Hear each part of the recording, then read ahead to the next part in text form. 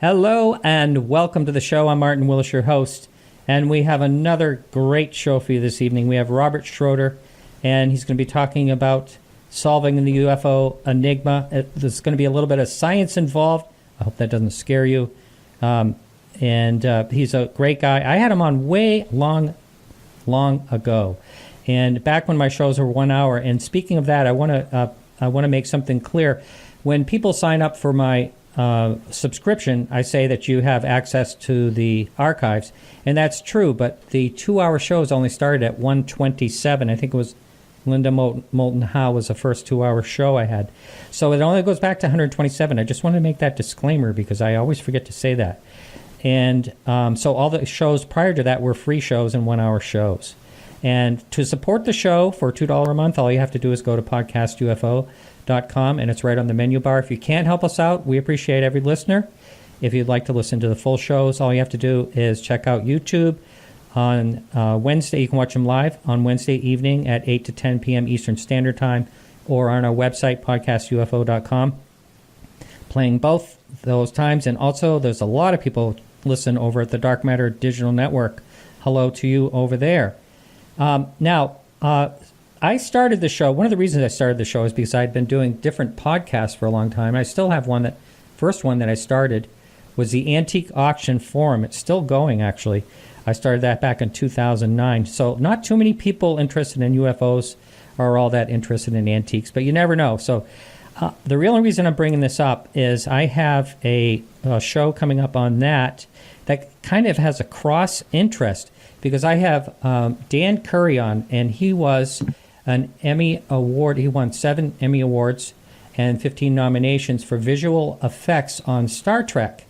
And so he's going to be on my Antique Auction Forum podcast next week. He might be on YouTube. We're trying to work that out. But he's going to be talking about his collection of Star Wars, behind the scenes memorabilia and stuff like that. So it might be something that you're not interested in, but I'm definitely going to be bringing up the topic of UFOs. I'm going to do it. Okay. All right, that's it. I'm going to bring in my buddy Alejandro Rojas. Hello, Alejandro. Hello. So are you a little nervous about bringing up UFOs with your antique buddies? Yeah, I might... I might feel it out before I actually, somehow test the waters. Just go for it. You know what's surprising these days, I think, is that because of this Department of Defense news, people are feeling, it's surprising how many people know about it, first of all. And people are feeling pretty good about UFO stuff, I think, these days. They're feeling more comfortable discussing it. I had a casting agent wrote me today about they're looking for people for a show, and they say they're going to make it like an Anderson Cooper, serious UFO show for the History Channel coming up. Oh, that would be neat. And so they're asking me to reach out to people for them. The History Channel is trying a lot of stuff. They must have sent something out to production companies saying, hey, we want a UFO show, because I've gotten some calls, and it sounds like they're being approached from different angles with different ideas, so we'll see what comes of this. But it seems like they want another show and a couple other networks as well. So cross your fingers. I've talked to quite a few of these people myself, not just for programs and stuff they can cover, but possibly myself being on one of these. So we'll see. Yeah. Hey, by the way, I want to say to the YouTube listeners out there, check out Alejandro now. I mean, you got like a studio thing going there. You like it? You got a background. You have light, everything. Wow. I've got background and light. I'm going to get some cooler logos to put up here. I think that'll be kind of neat. I was trying to do something different, Everybody does green screen, which is kind of neat, but it's complicated. I got this other background that just didn't work out, and, you got to get the distances and everything worked out. But, yeah, this is pretty cool, I think, for now. And I'm hoping to do more videos, because people who follow our Open Mind YouTube probably will notice we haven't posted anything in a while. So I'm going to try to do some more videos, and people love videos, I was doing green screen as you know, and I started like floating, so I just couldn't stop it. All these weird things and weird things. Yeah, well, your background's cool. Yeah, it's just a photographer's background. That's all. Yeah. Maybe I'll be able to sell. Make some money. Yeah, selling. Was it QVC TV or something? Yeah. Yeah. I was thinking I've got some like stickers I was going to put. Like, here's Hack for It, that event that Mark and Ben. Yeah. But that might be too small. Yeah. But they have to charge for people. 99 cents. Yeah, for $100, Podcast UFO can be behind Alejandro Rojas. Ain't going to be cheap, buddy. We'll sign everything, yeah. Yeah. So what's happening in the UFO world? Yeah, lots of cool stuff going on, in my humble opinion. I do want to plug, Tyler Rogoway, the guy I interviewed this week, because he was great. He writes for another person who, because of the DoD news, felt emboldened to be able to write about UFOs, something he has an interest in. And he started off and he said, aerospace people, pilots, they all have an interest in UFOs. He says if they say they don't, they're lying. So he knows this because he's a journalist that writes for Defense, and he writes about Lockheed Martin, Skunk Works, all of this really cool stuff. And he has tackled a couple UFO stories recently, one of which just hit the headlines. That you and I have talked about this, Arizona event, Arizona and New Mexico, where these pilots saw something. But he has an even much better one, which is where this flight from California to Oregon, where they had seen an object that was caught on radar. The control tower asked the pilots, "Hey, does anybody see this?" Many pilots chimed in and said, "Yeah, we see it. We see it." They described it as this bright object that was very large, as large as they are, which of course they're these large commercial airplanes. They felt that this is nothing small. This has got to be big, but it didn't have a transponder, so that was weird. They didn't know what it was. It was moving at a speed equal to theirs, at least. It was at a length that was at least as large as theirs. Nobody said they could make out any wings or anything. These were flights that were landing in Portland. As soon as these flights landed, F-15s were scrambled, and the F-15s couldn't find anything. Whatever it was gone by the time that these F-15 fighters got there. So a great case. He did some great FOIA work. He worked with the FAA to get the audio. So it's an incredible case. It's a really, really good case. So you can find this on the website called it's The Drive, and the section he writes for, which is the defense section, is called The War Zone. And Tyler Rogoway is his name. You can find him on Twitter too. But some really good stuff. I had him on my podcast last time, but those are some great stories out there. Yeah, I started listening to the podcast. I think I fell asleep. It has nothing to do with you. It was just late at night. But it sounded like it was really good.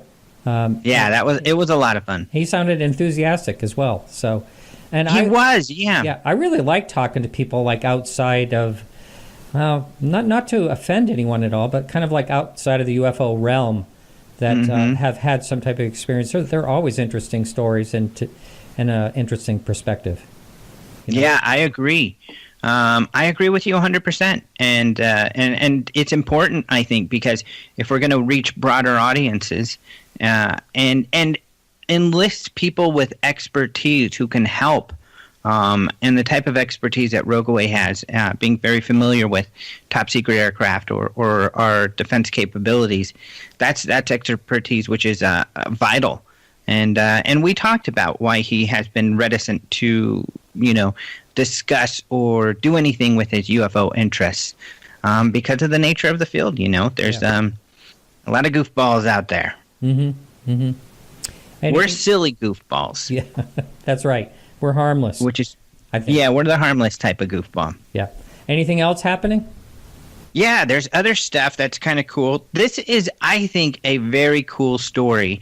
The story I posted was from Popular Mechanics. You can find this on the front page of openminds.tv. But there are other stories out there. And this is the idea that they think they might have discovered life on Venus. So this is a really neat story. This ad popped up, but I got some details here. But essentially, of course, they've thought that Venus is too hot and inhospitable to have life. but they've noticed these dark clouds in Venus's atmosphere, and they think that these might be light-absorbing bacteria. So it would kind of be like the ocean where we have these blooms of bacteria, and similar thing, but in their atmosphere in Venus, that, you know, there may be this bacteria living there. So an amazing discovery if they do find out that's what it is. But it's really cool that, yeah, they're taking this really seriously, that this could be. Isn't that something? Maybe they'll be... Mm-hmm. So all these contactees that were saying they were, you know, in touch with the Venusians, all these, you know? Yeah. They were right. Who knows? Maybe these bacteria have consciousness, and they even can use telepathy. Who knows? Yeah. Sure, we'll find out over time. You know, we're always finding out the universe is much stranger than we expect. But maybe they'll be watching these plumes, and they'll see some kind of large creature come floating up in the clouds and eating the bacteria. Who knows? Well, wouldn't that be ironic, though? A planet that it has been stated many, many times over the years that there's no way there could be life there. Wouldn't that be ironic if life was found there first? No kidding, especially with all of the missions and everything, all the focus on Mars. Yeah. It would be shocking. It would be really cool if that did happen. Yeah. Let's see. There was another couple of things. Tom DeLonge has got his Secret Machines book 2 coming out. Of course, it's fictionalized. Or no, this is... but it's supposed to be based on real stuff. That's kind of interesting. But this is really cool. The Mint in Winnipeg is the Canadian Mint. They are posting a Manitoba UFO encounter coin. They actually already made it, and I guess it's a hit. It's a different kind of shape, and it glows in the dark, but it is in commemoration of the sighting that took place. And Chris Rogoway, you know, the UFO researcher in Canada, he's been doing some news pieces, so we have some of those. We posted the extended version of an interview with him about this with CTV, Canadian Television News.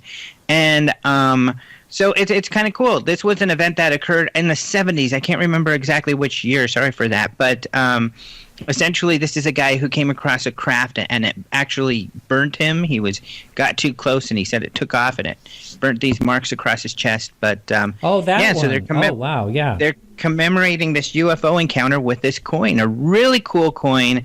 I was like, I'm gonna get it. It's a $20 coin, but you know, even though they put that monetary value, they charge more for them. I wasn't aware of that, so I was really happy to spend my $20, and it turned out it's actually $140 for the coin. So I'm not sure if I can make that much of an investment yet. My boss did, or John Rayo, the owner of OpenMinds.tv. So I'm excited to get a look at his coin once he gets it.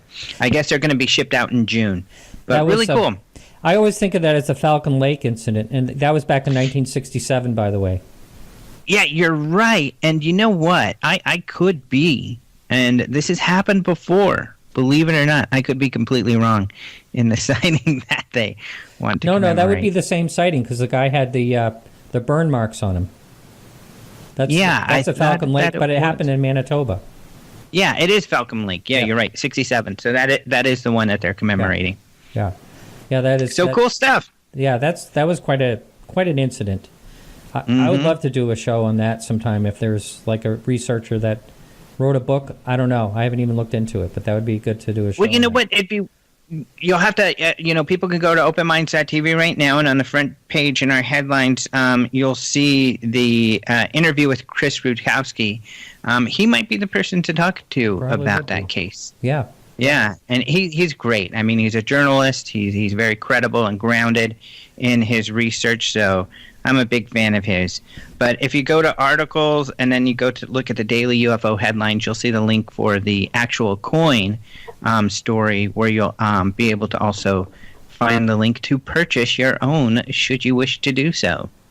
Okay, so is that it for news today? That's it. Yeah, unless you want some more, I'm sure I can come up with something. There's always lots of exciting stuff going on. I think it's time to bring on the guest, but I really appreciate it, Alejandro, and we'll be talking to you next week as always. Yep, you've got a great guest to go to, so you better get to it. And thank you very much. We'll talk to you next week. All right, take care. Bye-bye. You too. See ya. All right, our guest, Robert Schroeder, like I said, he was on many years ago at the beginning of the podcast. His book is called Solving the UFO Enigma, how modern physics is revealing the technology of UFOs. He's recently retired. Well, he's been retired a while after 26 years from Hewlett-Packard, where he was involved in operations and product management. He has degrees in math from Rutgers and University and in aerospace engineering. And anyway, we are going to be talking now to Robert. Welcome to the show again, Robert. Hi, Martin. Thank you for having me on the show again. Yeah, yes. Last time it was face-to-face in my office when I was down in Massachusetts. I don't know if you remember that. Yeah. I sure do. Yeah. Up in, where was it? Woburn. By the mall. Woburn. Yeah, Woburn. Yeah, Yep. that was it. Right. Woburn, as they say there, the locals. Yeah. I'm from New Jersey, so Yeah. I originally, yeah. Yeah. For the, I believe I hear a phone ringing. Perhaps that's okay. You're right. It'll stop ringing sorry eventually. about that. Yeah. That's okay. For the person that doesn't know your background, I know you have other science or engineers in your family, but can you kind of give a background? And I remember you telling me you had a sighting when you were young, a real unique sighting, if I remember right. Is that right? That's exactly right. And I'm glad you mentioned that because I would like to talk about that a little too. And but first, let me give you a little bit of my background. I come from New Jersey, as I just mentioned, and I grew up in Teaneck, New Jersey, which is a little town. Well, not that little. It's physically it's not too big, but population-wise, it has about 50,000 people. So compared to the town I live in now, which is physically much bigger, but has a much smaller population. But we were a suburb of New York City. And so I grew up there in the 50s and 60s, and probably sometime in the 80s, I came up to this part of the country to work for a computer company. Originally, it was Digital Equipment Corporation, which I'm sure many of the local people here remember. But eventually, Digital was swallowed by Hewlett-Packard. So at the end of the day, I ended up retiring from Hewlett-Packard after 26, 27 years. And that was a great company to work for. One of the best reasons to work for Hewlett-Packard. I had trips out to California. Oh, yeah. In the middle of the winter. and for those of us in Massachusetts, you can really appreciate that, you know. Yeah. But anyway, I come from a family of scientists and engineers. My dad was a chemist, and he graduated from MIT, so I have that kind of a background. I have a degree in math from Rutgers. My daughter works now down in the D.C. area, and she's a structural engineer. You know, probably a bit unusual for a woman, but that's what she does. And my wife is a math teacher. High school math teacher. I met her in abstract algebra at Rutgers. So that, if that gives you an idea of who I am, you know. And I love science. Even though I ended up in the business world, I worked, you know, for a computer company there. And I was actually in finance and operations and product management. But my heart was always with science and physics in particular. I just love it. You know, I'm the kind of guy that I go to bookstores and I live here in Massachusetts, and I'll go to the Harvard Coop. They're big. Yeah, they're big bookstore there. You know about that, Martin? Yep. Yeah. And it's gigantic, and there are just literally thousands of books on science and stuff. And my wife gets a little upset, but I could spend the entire day there, you know, and looking through the books. She'll only let me buy so many per trip, you know, otherwise would be buried, you know. So anyway, I've been you sent me an email before the show that one of your listeners, I think his name was Tom, had asked a couple of questions, and how did I end up with an interest in physics and stuff, even though I worked in the business world. Well, actually, I originally wanted to work for NASA, But by the time I graduated from college in 1972, at that time, there was a lot of budgetary problems, and they were cutting back on the NASA budget. So I ended up switching to a business major. I ended up getting an MBA, and so I stayed in Rutgers for 2 more years. And that worked out great because I did okay, nice retirement and all that stuff. But I missed science, and all through the years, when time allowed, I would read on physics and stuff like that. And just to give you an idea of what I do when I read about physics, I love the general interest books. I definitely enjoy those. But I also am interested in the math and physics.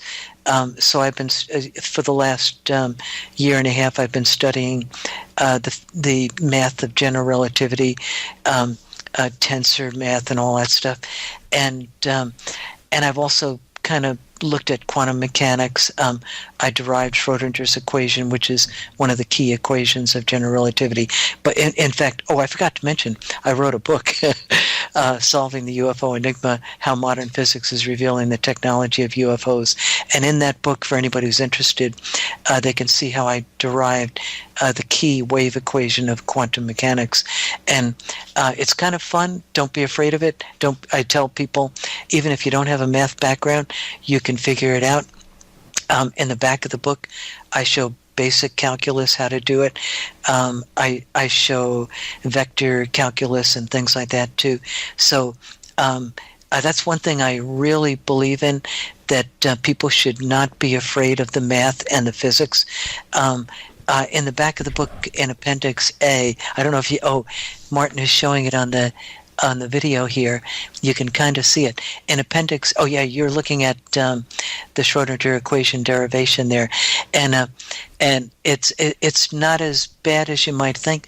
It takes a little bit of you've got to kind of go through if you don't have a background in math, you want to go to the Appendix A and look at that, and then you can flip back to the Schrodinger equation. And but I hope that gives people an idea of where I come from and my background. I love science, and I have so much fun. Oh, by the way, another thing I forgot to mention. After I retired, I started doing substitute teaching at a middle school and high schools and stuff. And I have so much fun with the kids. I try to inspire them to get into math and science, and for a very good reason, I believe, because many people may not be aware of this, but only about 6 or 7% of American college students go into engineering, and engineering and science. In contrast, in China, which is certainly one of our big competitors today, it's something like 40%. Huh. Isn't that incredible? That's amazing. It's 6-7 times greater, Wow. And so if we don't watch out, we're going to lose our shirts, Mm-hmm. And technology is so critical. Not only but not only that, but you think of the population of China compared to the U.S., and then you do the math, how many people that is compared, never mind percentage, but the amount of people. And you're going to get some real smart people in there. It's just bound to happen statistically. Yep, I totally agree. And we have really got to be kind of proactive about this. But anyway, that's so when I'm in middle school and the high school, I love inspiring the kids and telling them about, special relativity, general relativity, and stuff like that. And I've come up with some kind of simple ways to show them how it works. So they can actually see how the curvature of space-time creates what we call gravity. And then I do another example that shows that anybody can come up with the equations of special relativity. If you know the Pythagorean theorem, you can do it on your own, and it's that easy, And people are unnecessarily afraid of math and science, and they shouldn't be. But anyway. So I want to also mention about the UFO sighting that I had. Yeah. Okay, this was way back, way back. It was November 1957, and for people who have really followed the UFO experience over the years here, they will be aware that 1957 was one of those times when there was a gigantic UFO wave around the world, but particularly in the United States. And at the time, I was only about 10 years old, and of course I don't think I was reading the papers back then. I think I was out playing baseball, but but one day in 1957, but I did love science even then as a kid. My dad used to buy us chemistry sets and things like that, and my grandfather was an engineer, so because of that kind of history and background, it's just sort of in my blood, and so one day about 5 o'clock in the afternoon in November, so the sun was already beginning to go down, but you could still see it.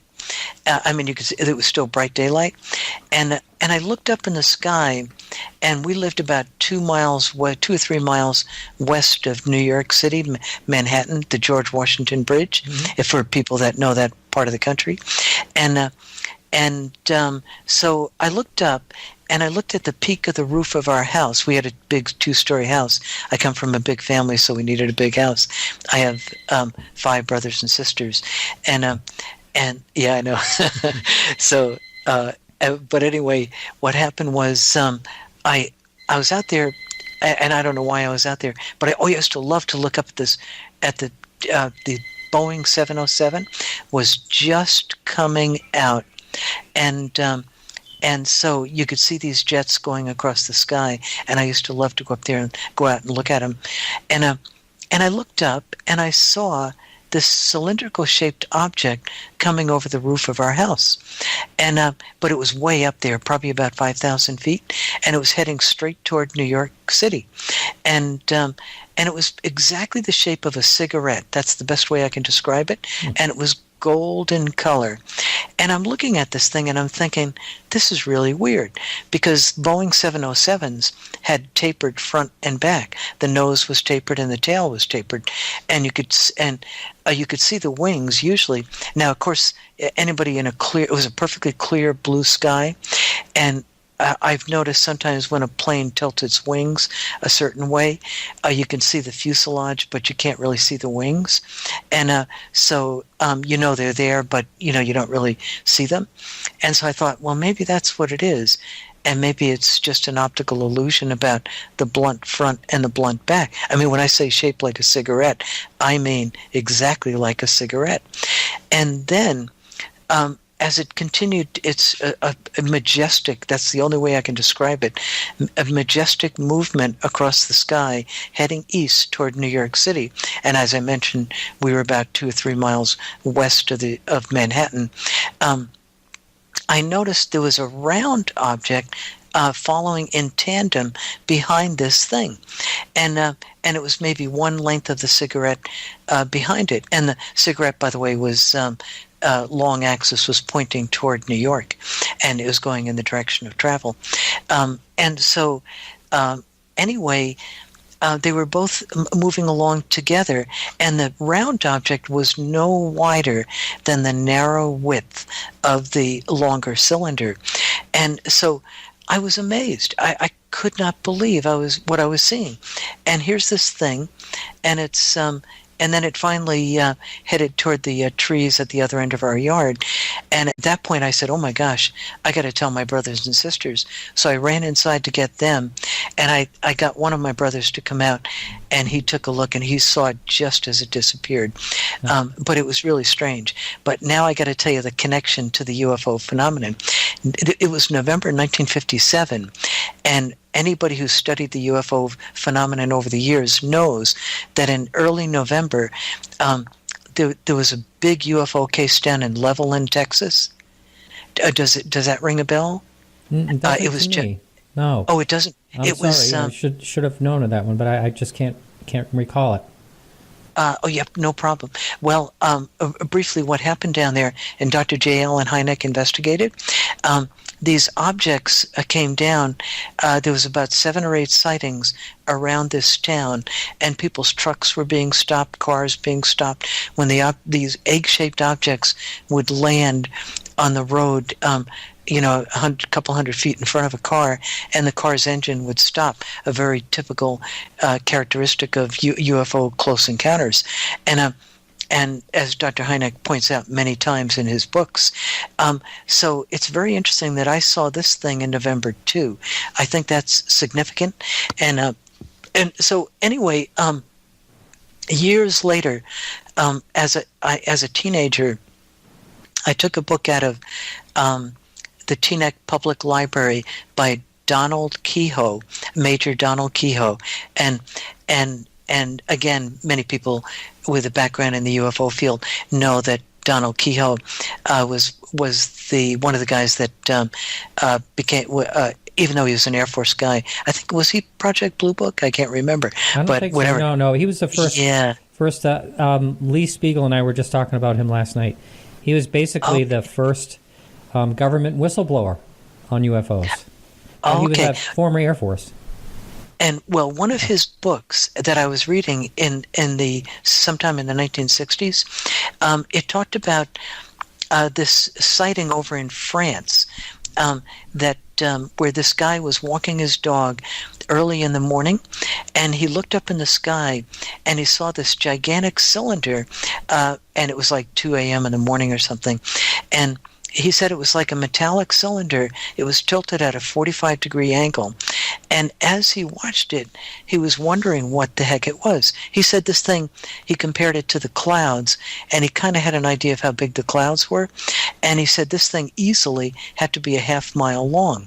And so now I'm really interested as I read this story, because it sounded like the cylinder that I saw, and he described it as blunt on the ends and looking pretty much like a cigarette. And then here's the key to the whole thing. He said, on the bottom end of this thing, suddenly saw a flash of light, and a disc-shaped object came out, swirled around the cylinder a couple times, shot off in one direction of the compass. A second one came out, shot off in another direction, until 6 or 7 had come out and disappeared. Yeah. Exactly. And I realized what I had seen back in 1957 was one of these typical motherships, and that was just one of the UFOs, which must be what I guess you could call scout ships that must be stacked up like plates on the inside of the mothership, and I finally realized that's what it was. And that revelation really excited me, because I suddenly realized there was something to this phenomenon. This was something real. And so anyway, over the years, as time permitted, I've been studying the UFO phenomenon, and of course my love of science too. I've tried to apply many times over the years. I kept wondering if different ideas could explain it. You've probably heard of the Alcubierre warp drive, Miguel Alcubierre, Yep. and I looked at that back in the 90s. Before that, there was that guy out in California, and I forget his name, Kip Thorne, the physicist, Kip Thorne, and he discussed the idea of wormholes and the idea of having negative energy to hold the wormhole open that would allow craft to travel between the stars. And so there were a number of these ideas floating around, but I never was totally sure of them. And eventually Miguel Alcubierre came out and said that his idea probably wouldn't work because the energy requirements were way too great. And Kip Thorne pointed out that the problem with the wormhole idea is that the idea of negative energy and a wormhole, trying to get a wormhole to go to, you can't direct the wormhole. You basically have to find one and then go into it. And the dangers are tremendous. I just suddenly realized, Martin, I've kind of taken off here without, you're the host. Oh, no. This is all interesting. By the way, I have a question involving Ray Stanford coming up here in a second that was sent to me. Okay. And he just emailed me to correct me, and I looked it up at the same time. Kehoe was actually a Marine major. He was a aviator too. Oh, Yeah. okay. Thank you. And I was the one that Thank said he was Air Force, so And that was wrong. So here's a question with Ray. And by the way, later on we'll take calls. Anyone wants to call in. We'll be taking calls right after, let's see, about a half hour from now. Okay. So this person wanted to know, have you ever spoken with Ray Stanford regarding propulsion ideas? Ray seems to have some very complex understanding or theories regarding propulsion. It would be neat to see how both ideas compare. Have you and Ray ever discussed this?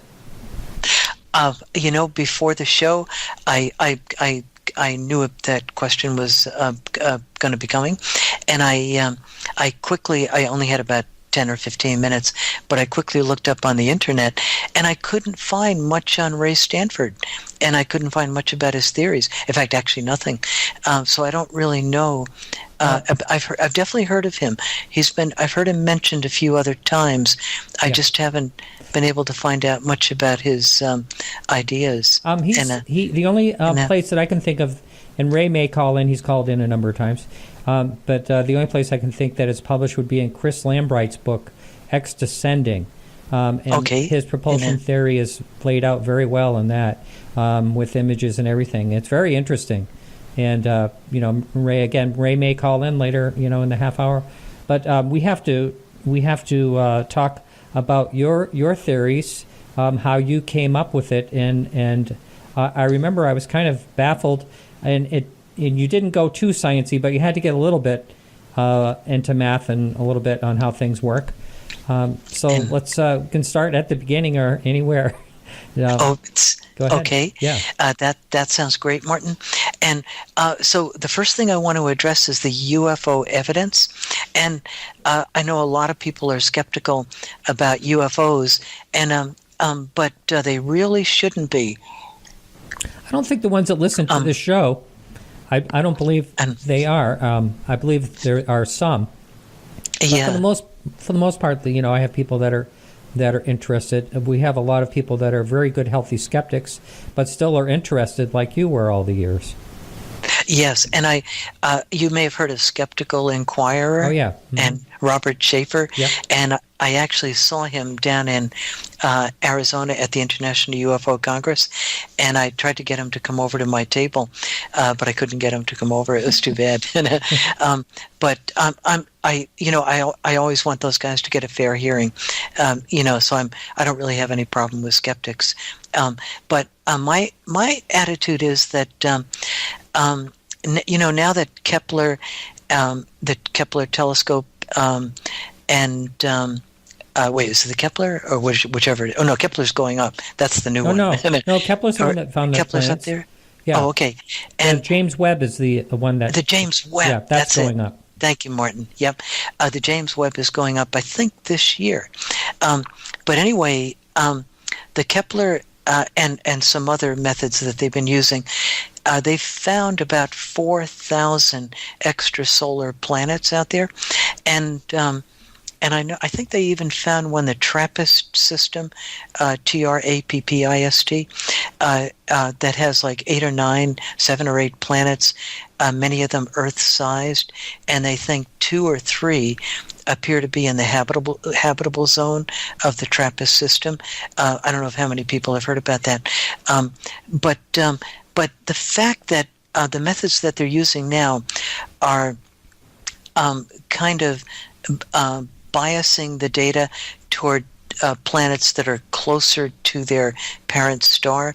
And for example, the TRAPPIST system is a dwarf star, a red dwarf, and so those planets are relatively close. And of course, the reason for that is what they're looking for is when the planet eclipses the star and there's a slight change in the light, then they know that the planet is there. Or there's a wobble in the star's orbit because of the planets tugging it. And so these are the different things. But of course, a planet that's closer to its parent star is going to create more of a wobble. And so the methods that they're using right now are not really designed to find solar systems like ours, where the planets are spread out and it's a G star, and of course 99% of the stars out there, the planets going around them won't be directly in our plane so that we can see the planets against that star. It's only about 1% that happen to be eclipsing their stars that are at the right angle, the orbits of their planets. And so the reason I mention that is because the fact that just by these relatively primitive methods, they've already found 4,000 planets in a decade or two, tells you that they are just everywhere. And so, and before this, they really didn't know. It was pure speculation, the Drake equation. And so now they know. And the odds are that there are just literally billions, trillions of planets out there. And so I think the possibility of other Earths with intelligent life are just phenomenal. I think they're absolutely overwhelming. And so anyway, so what I want to get to is the next question is, if there is life out there, have some of these more advanced civilizations than ours, have they been able to figure out how to get to planet Earth?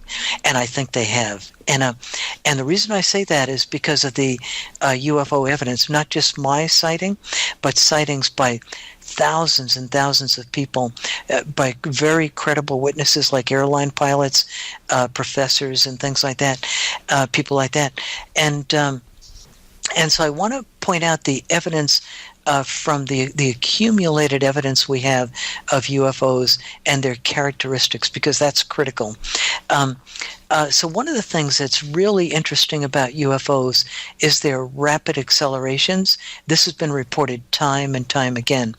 I remember there was I think it was a General Mills. I know they're a cereal company, but they operate some atmospheric research labs too. And they were doing some work down, I think, in New Mexico or someplace like that. And they had some balloons up there that they were observing through a theodolite.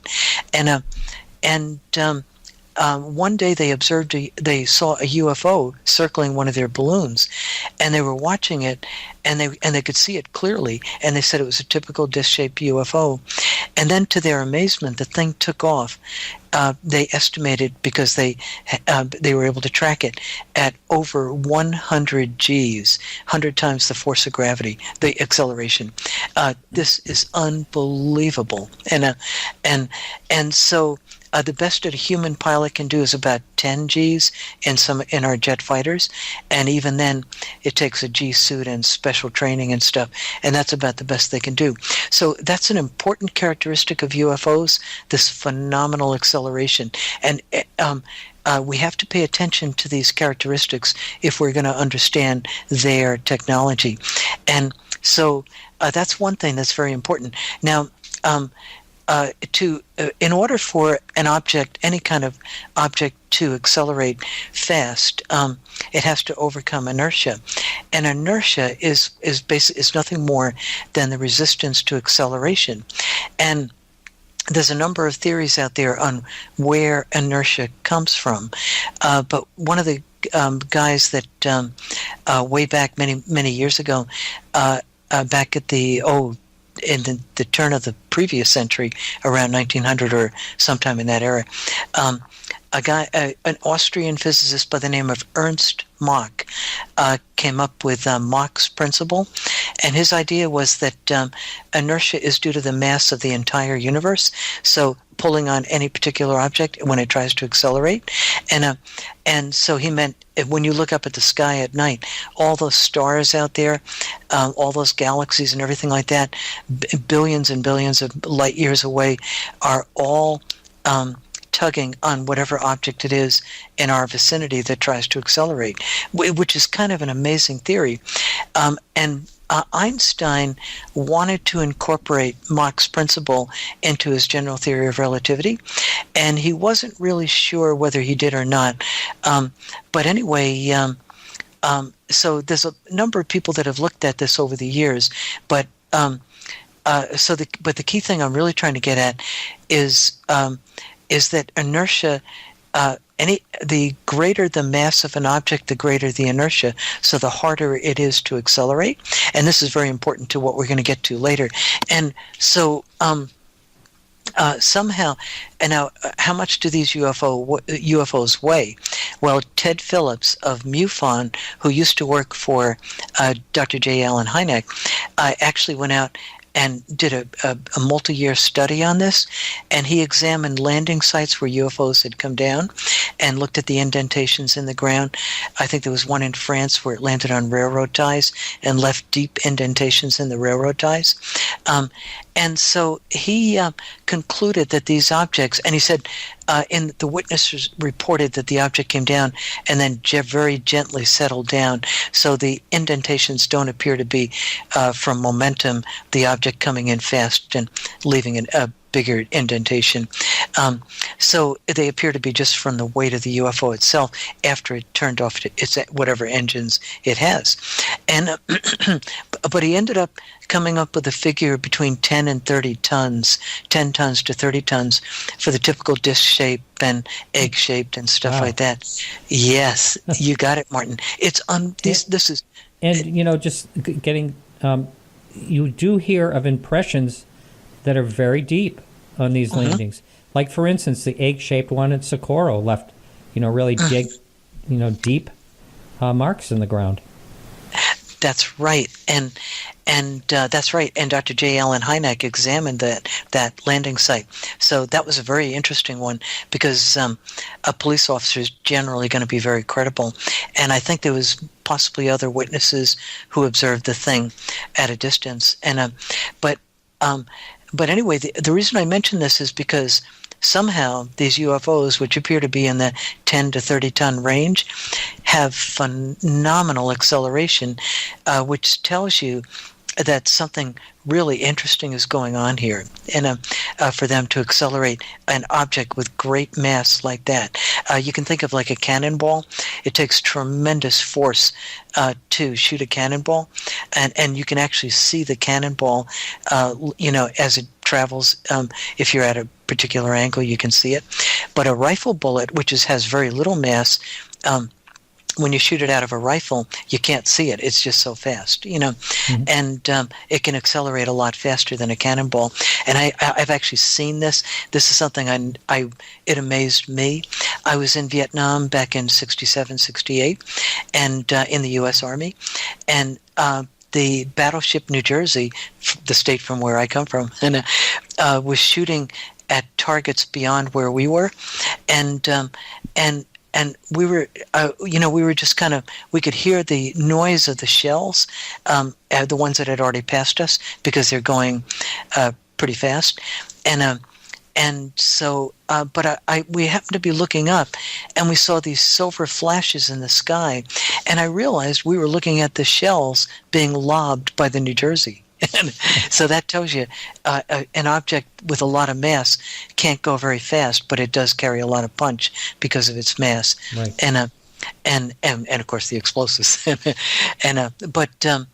But anyway, that's just an example of what I mean by inertia and mass, the relationship there. So that's one of the other important characteristics. And then another very important characteristic of UFOs is their ability to levitate, and that's very interesting too. And typically levitate without making too much noise, although sometimes they hear a humming or generator noise. And so I'd have to say that they do make some noise. Some of them do, but a lot of times you do hear of the silence. That's the one you hear almost more often. Yes, that's exactly correct. And I find that pretty amazing too. Me too. But then another characteristic which I really find interesting is that these a number of people over the years, pilots, have seen these UFOs become partially transparent and then totally disappear. And one of the best cases was Captain Charles Duboc, Air France, and I don't remember the date, maybe 1994, something like that. But he was approaching Paris in a Boeing 747, and he observed about 1,000-foot diameter red disk about 20 miles ahead of him, And this red disc, he said it was picked up on their airborne radar as well as 2 ground radars, a military and civilian. And as they watched this object, it became partially transparent, and then they finally could see straight through it. And it finally totally disappeared. But isn't that? I find that amazing. And then another guy up in Canada, and this was more recent, I think maybe 2014, 2015, observed a cylindrical-shaped UFO that was below him as he was coming in for a landing, and he saw it moving above this highway. And then as the UFO maybe apparently for some reason, it suddenly became partially transparent and then totally disappeared right in front of his eyes. And he said the weird thing was he could see the road right through the object, but still see the outline of the object, and then it disappeared. And there's a number of other cases. There was a guy, and I can't remember his name, Chichester, Francis Chichester. You've probably never heard of him. He was one of the pioneers in aviation pioneer, and way back in, I believe, the 1920s, way back in the 1920s. You know what? The wind is blowing here, and I heard this noise by the door. And but this guy, he was flying what's called a gypsy moth aircraft, which is a biplane. So this wasn't exactly fast, but he saw and in those days they didn't call them UFOs in the 1920s, but he observed this disc-shaped object with a cupola on the top, and he said what amazed him was, as he was watching it, he said it was maybe a mile out ahead of him, and as he's approaching it, and it was off to one side a little bit, he said the thing became partially transparent, and then it totally disappeared. And then where the object had been, a cloud formed in exactly the shape of the UFO. And then it dissipated in the breeze. But then as he looked over on the right, he saw another flash of light, and the object reappeared over there. He said it seemed like it was splitting the sky and reappearing. And it moved, he said, maybe a mile off to one side. And he was amazed, and it dawned on me when I read the story that gypsy moths, in those days the planes couldn't fly too high, so they were, and he was not at a great altitude. I don't know his exact altitude, but I know he wasn't way up 40,000 feet or anything, and so I realized that at that height of the atmosphere, there would be a lot of moisture, because lower down you are, the more moisture. That's part of the reason jets, when they fly way up high, they get away from a lot of the turbulence and storm clouds and stuff in the lower atmosphere. That's why they fly up there, and it's thinner and they can go faster. And of course, where the atmosphere is moist, if you create a sudden vacuum, you end up with a cloud. That's how clouds form. As they go up to the lower pressure, higher up in the in the sky, that's why clouds form up there. It ends up creating a cloud. So anyway, so that made me realize that there's something. So that was the third case, but there's a number of others as well. But I just mentioned those three for our purposes here, and so. And there's a few other characteristics of UFOs, like they have one very important one is that they're often seen to rotate, and that's very important as well. And another characteristic is they seem to glow. They often see a glow around UFOs, and that's of interest too. That's what I actually, when I had my sighting, it had like a bluish glow over it. You know, it's okay. It was like twilight, like 8 o'clock in the evening, so it wasn't quite dark, and it went over me. There were no lights on it, but it was sort of like I would say a silvery looking disc, but it had the overall had like a hue of blue, like a light blue glow over the whole thing. Oh wow! And what year do you remember, Martin? 2006. Oh wow! And that was in Monterey area, California, the Carmel Valley. Yeah. Oh, you were lucky to be out there. Yeah. I love California. Yes. Yeah. Very and nice. and Yeah. by the way, when was that Chicago O'Hare sighting? Was what, Oh, God, I want to say it was 2000. 8 or 7? I was 2007. I think it was 2007. Yeah. Gate C-17. I remember that. I Yeah. will look as we're talking. That is Okay. another that case, but that left a circle in the cloud. Yes, punched a hole. Yep. Yeah, and I think. It the was reason 2000. I asked, 2000. reason That I was asked- 2006 actually as well. see, there you go, Yeah. and that's what I was looking for. And you see, this is one of the things that people who are researching UFOs need to examine. The fact that a lot of these UFO sightings, there's connections. They occur in the same year, same month, same season, and stuff. So, in other words, 57, you saw a slew of sightings. 59, there were a whole bunch.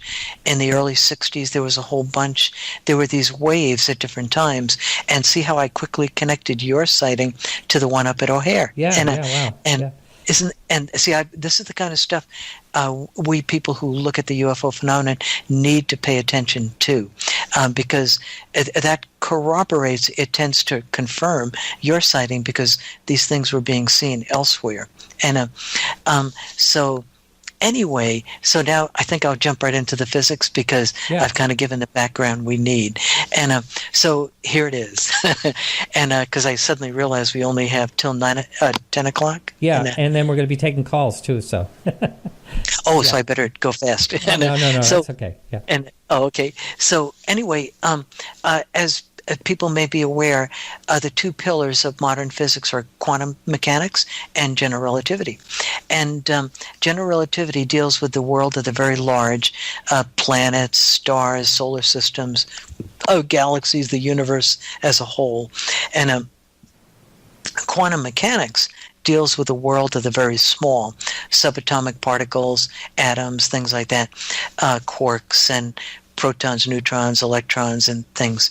And so and now it turns out that modern science, one of the big things in modern science has been to come up with a theory that unites all of the theories that are out there, and it's basically called the TOE theory of everything, Right. and the big toe, so it's easy to remember. And but anyway, so general relativity it came out in 1915, and then the quantum theory, Max Planck came out with with his ideas on the quanta back then, and he and Einstein worked on that. And then by the mid-1920s, they had come up with all the basic rules and formulas of quantum mechanics, and then they later on they refined that much more in the years after that. But anyway, one of the big things, kind of the holy grail of modern physics, has been to try to unite the quantum theory with general relativity, and the key thing that's going on, and I do need to kind of mention a little bit of physics here, which is very important. We do need to know the quantum area of physics, the structure of matter, and the forces that act on matter. So basically, everything is made up of either matter particles or force particles acting on the stage of space-time, interacting on the stage of space-time. And that's it. That's the whole universe. We have space-time, we have matter particles, we have force particles. And it gets easier than that. It turns out that there really are only a few primary matter particles. There are quarks and there are leptons, and then and that's it. Those are the two basic families of matter particles. And the quarks make up the protons and neutrons and mesons and particles like that. But most people are aware of protons and neutrons in an atom. And leptons include like an electron and neutrinos. and that's it. There's only really a few basic matter particles in the universe. That's it. But they combine in many, many different ways. And I won't go into too much detail on that because I don't want to confuse the listenership, and it's not all that critical. There's only really two types of quarks, an up quark and a down quark, that make up 99% of all the matter in the universe. And there's a few other types of quarks out there, but they are higher energy versions of the two basic ones. And so there's an up quark, a down quark, an electron, and neutrinos, and that's all there is to the four fundamental basic matter particles that make up everything. And so those are the matter particles, and on the force particles, again, there's only four. Four types of force particles, or there's four basic types of forces. There's the strong nuclear force, which acts only inside the nucleus, and it holds the nuclei together. And there's the weak nuclear force, which is responsible for radioactivity. And I'm going to be done with this real quick. I'm sorry I have to go into this detail, but it's important to the overall thing.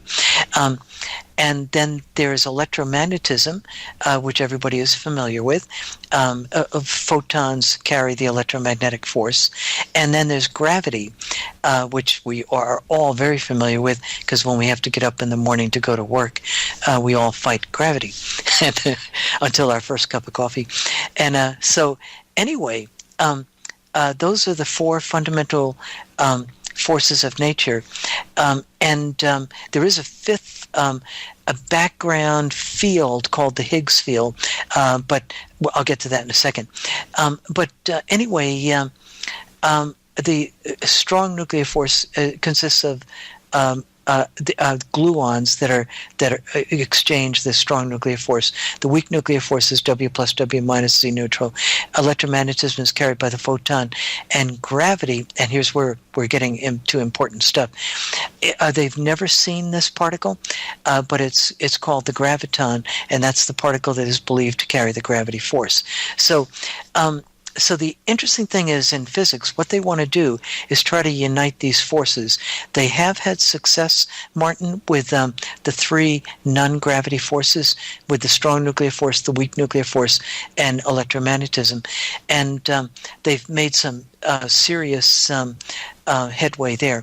For example, they've been able to unite electromagnetism with the weak nuclear force, and that's called the electroweak force. And so that's a major feather in the cap of physics, modern physics. And they are working on theories that unite the strong nuclear force with the electroweak force, and that looks like they've been working on that. And then, of course, electromagnetism, it was once thought the electric and magnetic forces were separate, but James Clerk Maxwell united them in Maxwell's theories. So they've made significant progress in the non-gravity forces, but so far they have not been able to unite gravity with the other three non-gravity forces. And so the question is, why not? And here's where it gets really interesting, and this leads to an explanation of the UFO phenomenon, and you'll see why. Okay, here's where it gets very exciting. Gravity, it turns out, the gravity interaction is much, much weaker than the interaction of the other non-gravity forces. And the other forces are relatively close to each other in terms of interaction strength. So, for example, the electromagnetic force compared to gravity is 10 to the 36 power stronger than gravity. Wow. And isn't that incredible? That's 36 zeros, right? Exactly right. 36 zeros after the one followed by 36 zeros. I mean, it's absolutely staggering. It's I don't even know what they call it, a Googleplex or whatever. And I mean, it's stunning. And the same is true of the other forces of nature. They, too, are tremendously have strong interaction strength compared to gravity. So that appears to be the reason why they can't unite the non-gravity forces with gravity, because they can't really get a handle on the quantum aspects of gravity because of its obvious weakness. And in fact, this problem, this discrepancy in strength between the gravitational force and the non-gravity forces is so important in physics and such a big problem that it actually has a name. It's called the hierarchy problem. And so everybody listening should pay attention to that problem in physics, the hierarchy problem, and because that I also believe is going to be the key to solving the UFO phenomenon, and we're going to get to that real quick here. And all right, everyone, thanks so much for listening. That's it for the free part of the show. If you can help us out, we really could use it. We do have expenses, including a new security system that we had to put on our website. Plus, I am paying the show producer every week to bring the show to you, and a lot of other expenses. So if you can help us out, that would be great, for only $2 or more a month, and that information is on podcastufo.com. Next week, we're going to do an about face from this show. It's going to be on UFOs and owls with Mike McClellan. So kind of the opposite of science. We're going to be talking next week. Mike McClellan's going to be talking about his new book. I want to thank the people that help out with the show, Alejandro Rojas for the UFO updates. Our guest, of course, Robert Schroeder. Behind the scenes, Evan is the show producer. Peggy helps out with the Facebook page. And Keith over at the Dark Matter Digital Network.